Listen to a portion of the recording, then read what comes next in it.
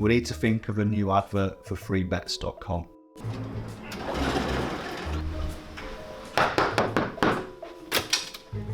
Get your best betting offers from freebets.com. Yeah, that'll do. The following deals are now live. This is Lewis Hart for Boxing Social in association with Empire Fight Store Forged Irish Stout. Delighted to be joined with Ashton Sylve. We're back out in about a week's time now. Fight is very close to very close to fight date. How are things? How's this camp been different to the others? You know, the usual cliche questions, but how has it really been for you? It's definitely been different. But it's been great at the same time. I like the different feeling of this camp. It's been a surprise, I could say. What would you say, with it being, I suppose, a little bit threw me off there? What would you say the biggest surprises have been for you? A new family member. Oh wow, yeah. I can imagine. Yeah. Can imagine that must have been. How did you sort of deal with that? What'd you say? How did you deal with that? Like sort of that in camping. I'm sure that will be very different to the others. Yeah. I mean, it was kind of my idea. I always wanted someone to see my journey. I mean, of course, my family always want to see my journey, but I definitely want someone of my own to watch me and be great. I can imagine, definitely, and I suppose for yourself at this point now in your career, especially at the age that you are, and is it important to enjoy the development? You know, this is your first 10-rounder, your first title fight. Especially at this stage in your career, before every fight is serious, but before the massive fights come, it's important to enjoy sort of the journey before you get to sort of the massive fights. Definitely, because I remember training camp before when I used to spar. I mean, I'll spar 10 rounds here and there, but I'll spar sometimes like 6 or 8, and just thinking back to the days like that, like training camp were just a little bit different. Like I wish I would have enjoyed that, that aspect of it. But now, I mean, we're at 10 rounds, so I enjoy being able to take my time more, enjoy, like you said, the development of, changing up my style a little bit and becoming a 10-round fighter as of now. And when you look at your career so far, and I'd probably say you turned pro quite early on, and there isn't many guys before 20 who have had 10 pro fights. So with the way that your career is going, are you happy with sort of the stage that you're at now? Yeah, no, I definitely am. I kind of wish I would have had a bit more fights in the last 2 or 3 years, but I definitely, my plan was to have like 3 or 4, no more than that. I don't want to burn myself out. And plus, I always want to make sure every fight was a pretty big fight. And nothing just to get a fight out the way. I wanted to actually, like you said, develop myself, take my time. And I mean, like you said, I started real early at 16. So I just knew I had a longevity of time to make sure I do this thing right. And is it an important thing for yourself where you have to almost realize that, I know that you would want so many fights, but you talked about taking your time and understanding that you're turning pro at 16 and only being 19 now. Most guys don't really reach their real peak fitness till they're sort of 30 in their 30s or early 30s. So it's understand for yourself that it's all about sort of being mature as well and learning that you still have so much more time to develop and get better. Definitely. Yeah, and I suppose for yourself now, where it is your first 10 rounder, and it being your first title fight, how much do you feel like in 2024 that you want to kick off and you want to sort of start with a bang, where you want to really, I suppose, make waves in 2024 with big fights? Yeah, I definitely do. I think that's why we started off with this fight. It's a great fight for me. The guy is ranked number 3 in Brazil, and we're fighting for the WBC youth title. So I think that's a big bang to start off with. And that's going to, like I said, it's going to start off a big bang. And I mean, I want to fight 3 or 4 more times this year. So leading up every fight, I always want to progress. So something bigger is going to happen each and every fight. And with having big fights early on, 10 rounders and big title fights early on, this and getting a push from someone like DAZN as well and a big broadcaster, how do you feel like you deal with that? The pressures that come with that, the eyes on you. How do you sort of deal with all those things? Because at the end of the day, you may say that you may not feel pressure, but there's obviously eyes on you, and I'm sure you have sort of feel with you feel like you have to perform to your standard as well. I suppose more even not even with outside pressures, but inside pressures of yourself. Yeah, I definitely more so my pressure comes from family. Like I want to make sure I impress my family. But at the end of the day, I know I've been doing this for so long, and every fight I've been like this. Just want to impress my family, and I always do. So more and more fights I have, I'm just more chill about it.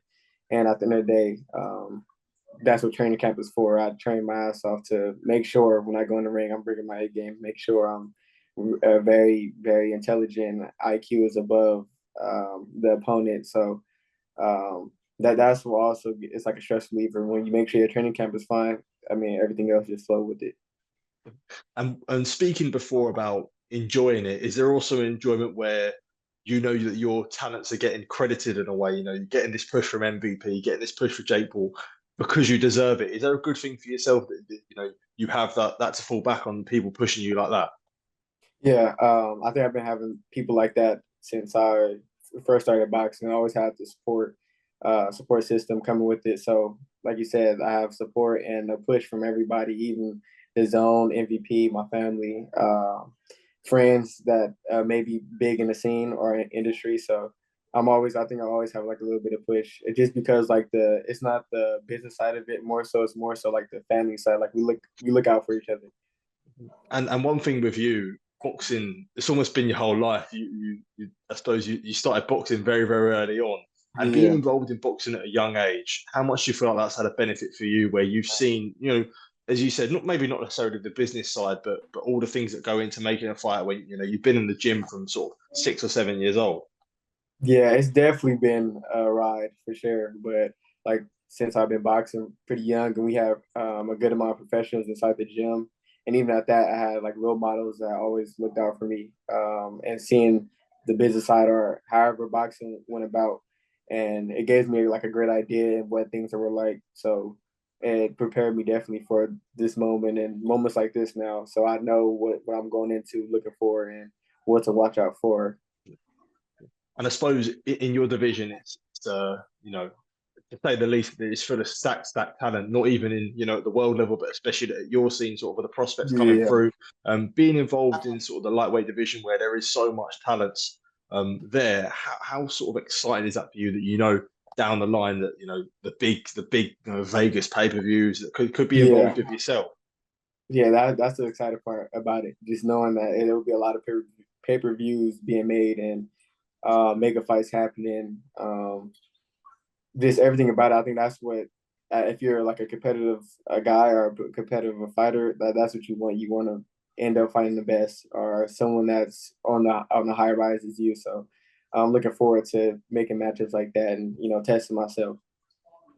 And early in your career, and when you was an amateur, when you was coming through, when you see big fights, and I'm sure you see the nights of guys like Floyd and Garcia, Tank, and these fights, and when you see sort of the big occasions that they bring, do you ever manifest to yourself that one day Yeah, people sort yeah, of they'll be all about H2O? How much would you say you yeah. manifest that for yourself?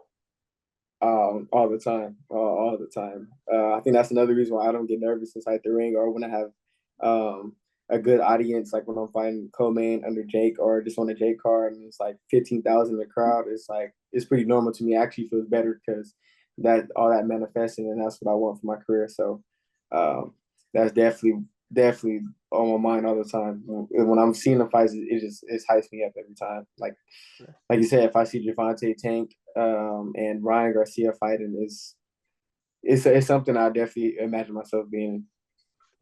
And I suppose down the line, I do have to dangle the carrot to you that there is guys in and around sort of your weight and near your age, a guy like Floyd Schofield or Keyshawn and people like that. So do you ever see yourself sort of down the line that that your paths will end up meeting?